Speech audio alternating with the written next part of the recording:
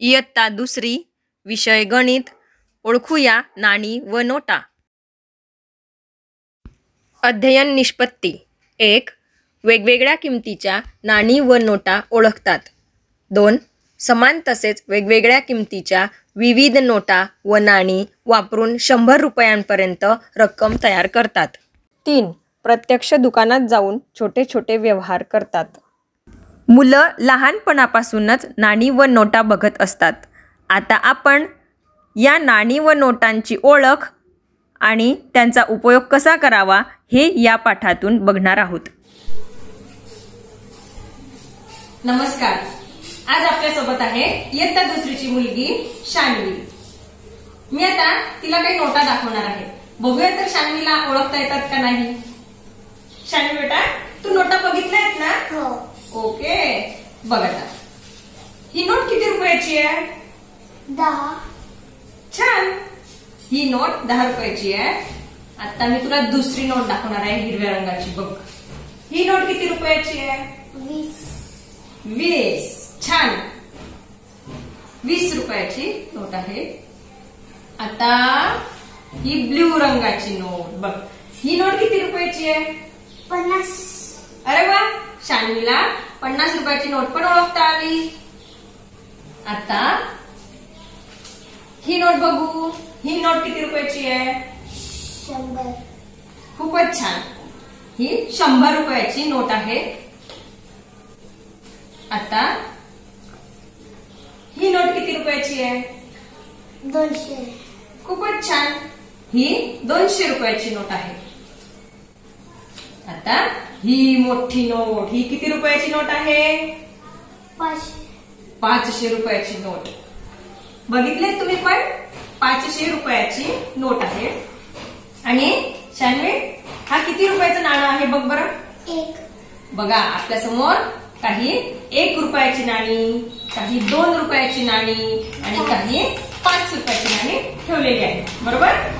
आता मला या 10 रुपयाच्या नोटीच्या बदल्यात तू 2-2 रुपयाची किती नाणी देशील? मोज बरं. 2, 3, 4, 5, 6,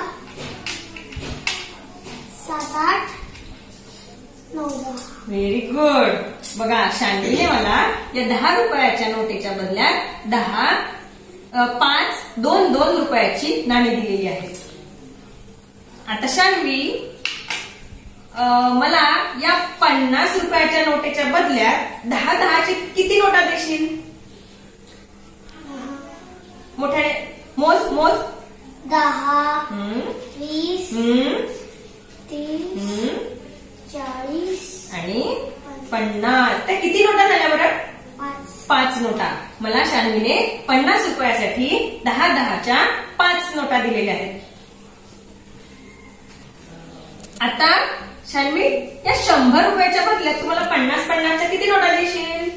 50 आणि 100. अरे वा, तुला 50 रुपयाचे सुट्टे पण काढता आले. खूपच छान.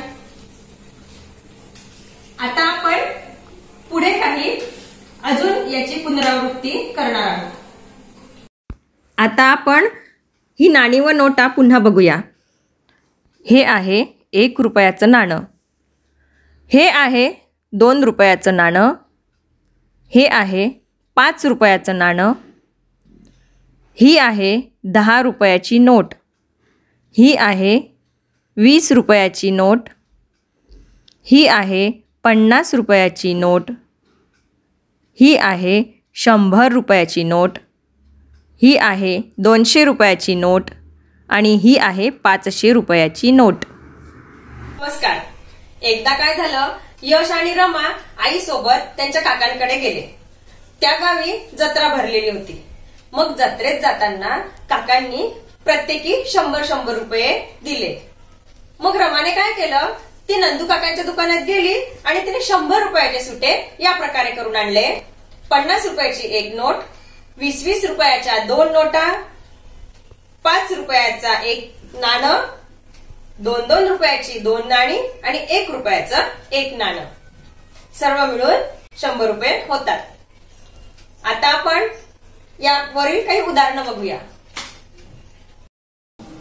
आता आपल्या समोर एक दुकान दिसत आहे. दुकानात चेंडू, कार, भोवरा, बाहुल्या, पेन्सिली, वह्या, केळी, दूध, इरेझर, चॉकलेट्स यांसारख्या अनेक वस्तू त्यांच्या किमतीसह लावलेल्या दिसत आहेत. एकदा काय झालं, दुकानात जॉन आला. समजा जॉनला एक चेंडू आणि एक कार विकत घ्यायची होती. मग चेंडूची किंमत आहे 25 रुपये आणि कारची किंमत आहे 60 रुपये.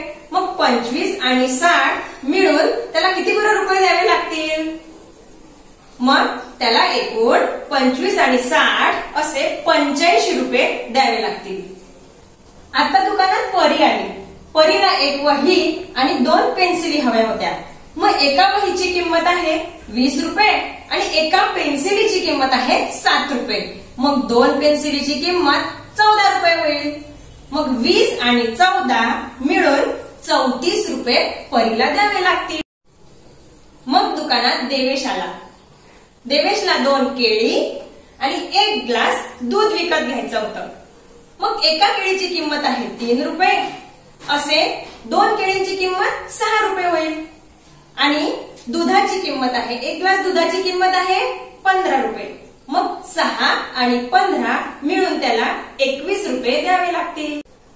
आता मुलांनो, तुम्हालाही या दुकानातून काय काय पाहिजे ते आपल्या पालकांना सांगा आणि त्याचे किती रुपये होतील ते पण सांगा.